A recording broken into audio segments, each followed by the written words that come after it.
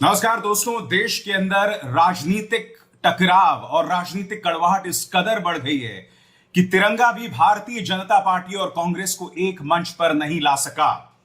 और तिरंगे के मुद्दे पर मोदी सरकार को विपक्ष लगातार घेर रहा है।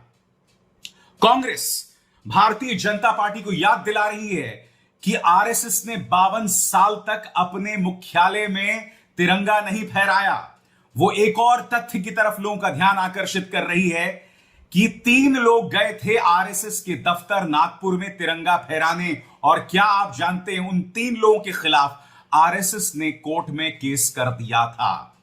मैं आपको बतलाना चाहूंगा कि कांग्रेस के प्रवक्ता पवन खेरा इस मुद्दे पर क्या कह रहे हैं। आपके स्क्रीन पर उन्होंने हवाला दिया है आरएसएस और मोहन भागवत के ट्विटर हैंडल्स का।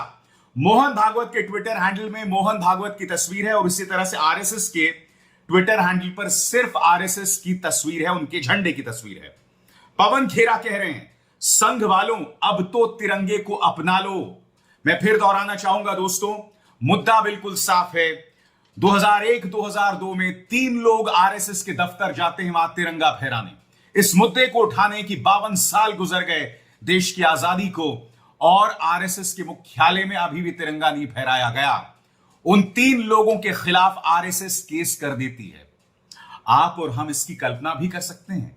आज की तारीख में क्या हम सोच भी सकते हैं कोई पॉलिटिकल पार्टी किसी पर इसलिए केस कर दे क्योंकि वो तिरंगा फहरा रहा है आपके प्रांगण में? मगर आरएसएस ने ऐसा किया और यही मुद्दा उठा रही है कांग्रेस। आज दरअसल टकराव का सबब क्यों बना हुआ है, मैं आपको बतलाना चाहता हूं।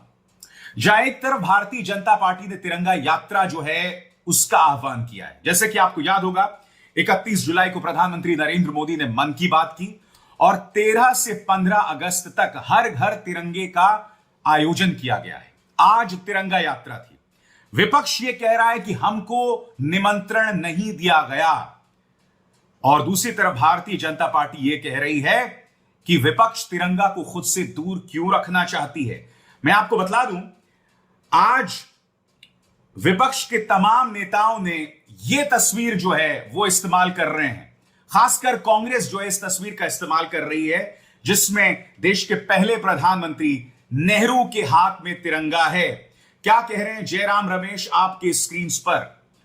साल 1929 के लाहौर अधिवेशन में रावी नदी के तट पर झंडा फहराते हुए पंडित नेहरू ने कहा था, एक बार फिर आपको याद रखना है कि अब यह झंडा फहरा दिया गया है। जब तक एक भी हिंदुस्तानी मर्द, औरत, बच्चा जिंदा है, यह तिरंगा झुकना नहीं चाहिए। देशवासियों ने ऐसा ही किया। यहां पर जयराम रमेश जिक्र कर रहे थे पंडित नेहरू की आवाज का। वो आगे क्या कहते हैं, हम हाथ में तिरंगा लिए अपने नेता नेहरू की डीपी लगा रहे हैं, लेकिन लगता है प्रधानमंत्री का संदेश उनके परिवार तक ही नहीं पहुंचा, जिन्होंने 52 सालों तक नागपुर में अपने हेडक्वार्टर में झंडा नहीं फहराया। वे क्या प्रधानमंत्री की बात मानेंगे?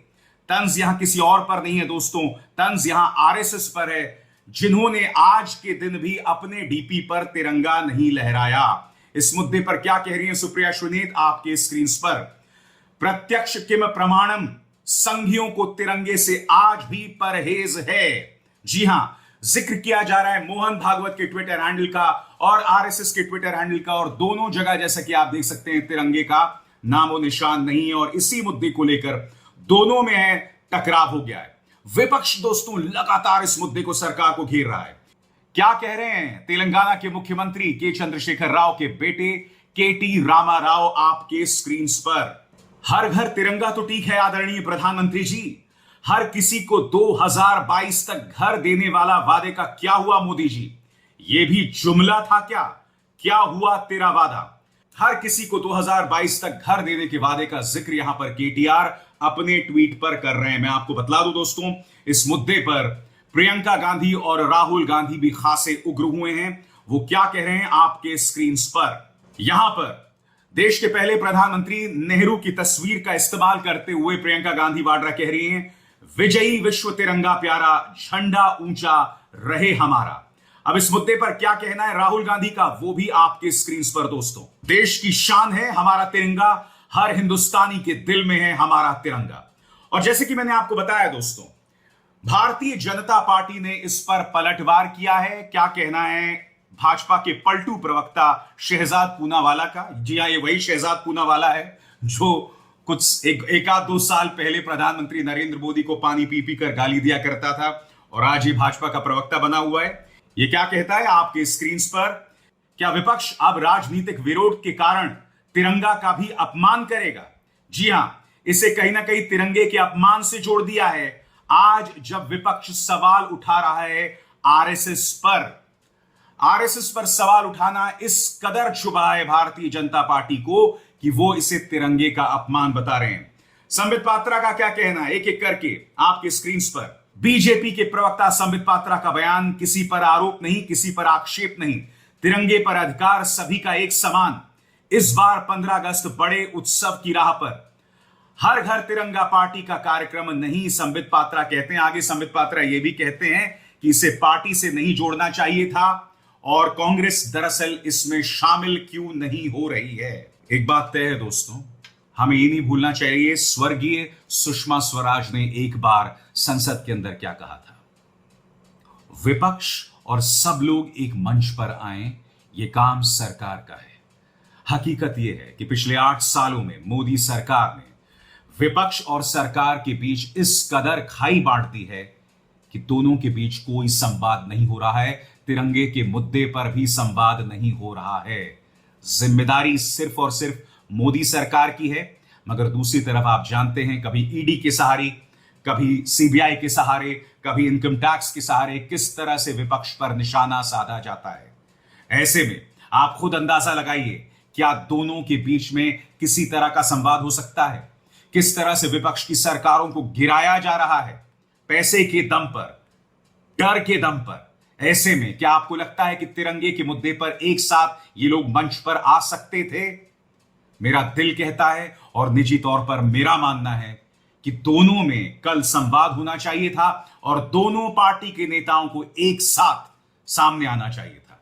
हालांकि कुछ पार्टियां दोस्तों टकराव का रास्ता नहीं ले रही हैं। आपके स्क्रीन पर अरविंद केजरीवाल जो ये पहले ही घोषित कर चुके हैं कि 4 अगस्त को दिल्ली के बच्चे देश का सबसे बड़ा तिरंगा बनाएंगे, आपके स्क्रीन पर। अब मैं आपको बतलाना चाहता हूं इस मुद्दे पर क्या कहना है अखिलेश यादव का। अखिलेश यादव ने तिरंगा ध्वज फहराने की अपील की, नागरिकों को हर घर में तिरंगा ध्वज फहराने की अपील की। 9 से 15 अगस्त तक हर घर में तिरंगा फहराने की अपील।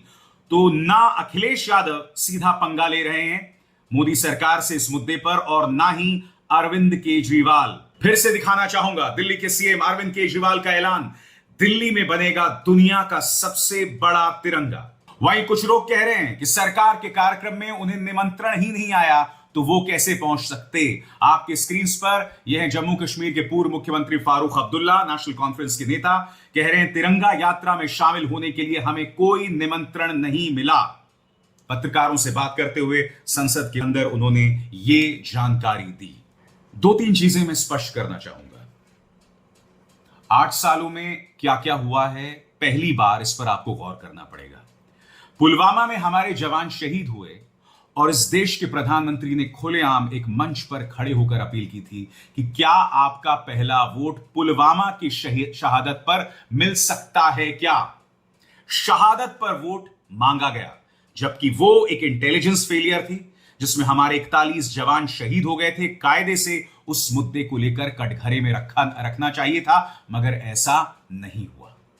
उल्टा आज भी दोस्तों कांग्रेस कहने को तो भिड़ गई है मोदी सरकार से, मगर जो इनका पालतू मीडिया है वो उन्हें ही टारगेट कर रहा है। देखिए इनका जो पालतू न्यूज चैनल है जी न्यूज, उन्होंने क्या प्रपंच चलाया हुआ है, तिरंगा अभियान विपक्ष परेशान। आगे सवाल मैं अपने दर्शकों के सामने रखना चाहता हूं, अगर आरएसएस ने 52 सालों तक अपने मुख्यालय में झंडा नहीं फहराया और अगर विपक्ष इस मुद्दे को लेकर सवाल कर रहा है तो इसमें विपक्ष कैसे परेशान हो सकता है? सवाल तो सरकार से होना चाहिए ना। कटघरे में तो भारतीय जनता पार्टी है ना। राष्ट्रीय मुद्दों पर, राष्ट्रवादी मुद्दों पर अगर भारतीय जनता पार्टी सियासत करती आ रही है और अगर आज 2 बड़ी पॉलिटिकल पार्टीज एक मंच पर नहीं है, विपक्ष और सत्ता पक्ष एक मंच पर नहीं है, तो कटघरे में तो सरकार है। भूल गए आपके अपने नेताओं ने क्या कहा था कि ऐसे मौकों पर दोनों को एक साथ एक मंच पर लाने का दायित्व, लाने की जिम्मेदारी सत्ता पक्ष की है और किसी की नहीं। जी हां, जाते जाते मैं इतना ही कहना चाहूंगा दोस्तों, ये तिरंगा हमारी आन बान और शान है। इस तिरंगे को देखकर हर बार मेरा गला भर आता है, और खासकर जब पीछे जनगण मन चल रहा होता है।